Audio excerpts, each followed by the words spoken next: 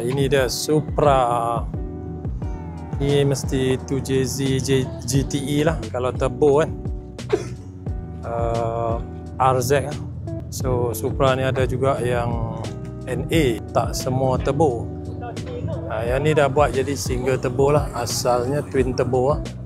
So dia punya spek ada banyak, RZ apa aku tak pasti lah. Tapi NA dia panggil 2JZ GE. So yang ni GTE. Dia kita ada Evo lagi kat sini, Evo 9. Evo 9 ni ramai dah kenal kot. Aku nak cerita spek Evo 9 ni macam biasa, all wheel drive. Dia full time lah. Evo 8, sorry Evo 8. Alamak.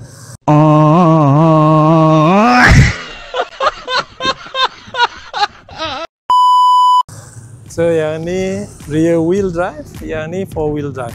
Dan kita ada sebiji Honda di situ Type R. So Evo dia memang maintain dengan 2.0 dia lah. 2.0 turbo lah daripada dulu. Kebanyakan dia semua 2.0. Yang mana kecuali yang mana buat stroker, mungkin pergi ke 2.1, 2.2, 2.3 stroker. So Jimmy explain sikit Jimmy, Honda tu kita tak berapa reti lah Honda.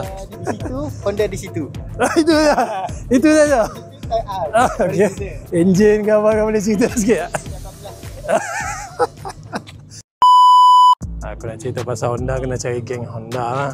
Tak banyak sangat kita tahu pasal Honda ni.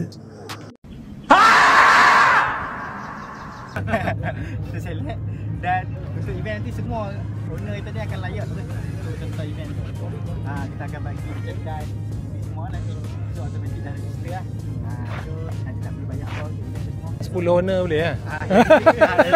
Nanti dah start lah. So untuk balap ni, untuk driver kita akan communicate by group WhatsApp. Tapi dia akan create group WhatsApp.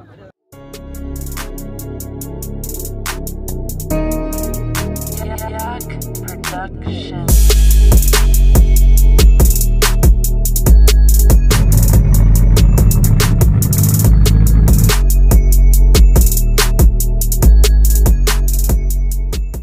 Boleh nampak dia macam ada jambatan baru kat sini.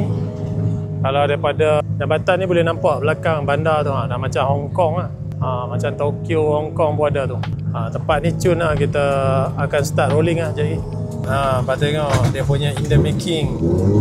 Bukan senang-senang. Dia kena duduk dalam macam tu. Dia rekod kita, kita rekod dia.